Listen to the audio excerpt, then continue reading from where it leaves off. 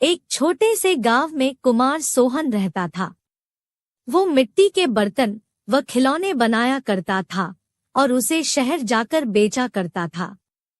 कभी कभी उसके 2-4 खिलौने बिकते तो कभी वो भी नहीं, जैसे तैसे उसका गुजारा चल रहा था। एक दिन उसकी बीबी शीला बोली, सुनो जी, क्यों न शहर जाकर कोई नौकरी ही कर लो। नौकरी करोगे तो महीने के अंत में कुछ धन तो आएगा। बीवी की बात सुन अब सोहन को भी ऐसा ही लगने लगा था, पर उसको मिट्टी के खिलौने बनाने का बहुत शौक था, लेकिन हालात से मजबूर था। बात तो तुम सही कह रही हो, पर कैसे उस हुनर को छोड़ दूं, जिसका नमक हम लोग अब तक खाते आए हैं। मैं जानती हूँ आप बहुत मेहनत और लगन से खिलौने बनाते हो, पर बाजार में बिक्री ना होने से अब हमारा गुजारा नहीं होता। अब तो यह हालत हो गई है कि रसोई में अन्न का एक दाना भी नहीं बचा। ठीक है, मैं कल सुबह ही शहर जाकर कोई न कोई नौकरी तलाश करता हूँ। अगले दिन वो शहर के लिए रवाना हो गया और एक व्यापारी के पास वह नौकरी करने लगा।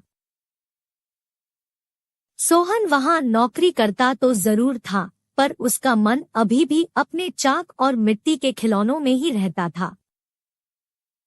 समय बीतता गया।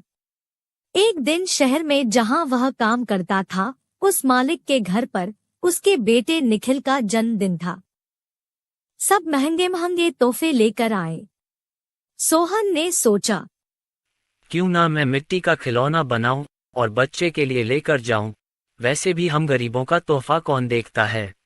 यह सोचकर वह मिट्टी का खिलौना बनाया और बनाकर जन्मदिन पर ले गया।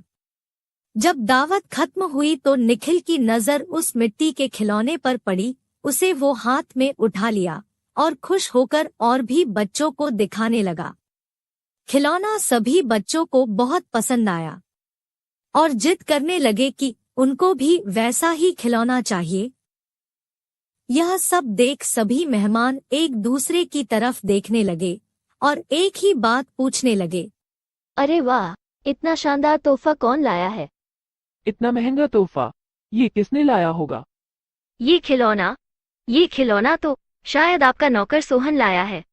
इतना सुनते ही सब हैरान हो गए। सभी एक दूसरे का चेहरा देखने लगे। तभी मालिक बोला, सोहन तो बहुत गरीब है, इतना महंगा खिलौना कहाँ से ला सकता है? हाँ, मैंने देखा है, ये खिलौना सोहन ही लाया है। ठीक है, सोहन को बुलाओ, उससे पूछो कि ये खिलौना वह कहाँ से खरीदा है। वहाँ सोहन आता है और सब उसी के तरफ देखते हैं। वह माहौल देखकर हैरान हो जाता है। मुझसे क्या गलती हुई, सब मुझे ही घूर रहे हैं। शायद मेरा खिलौना निखिल को पसंद नहीं आया होगा और बच्चों के सामने वो अपमानित होगा। कोई बात नहीं, मैं माफी मांग लूंगा।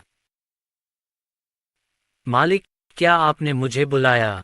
हाँ सोहन, क्या यह खिलौना तुमने दिया है? हाँ मालिक। तुम यह खिलौना कहाँ से लेकर आए हो और इतना महंगा तोहफा तुम लाए कैसे?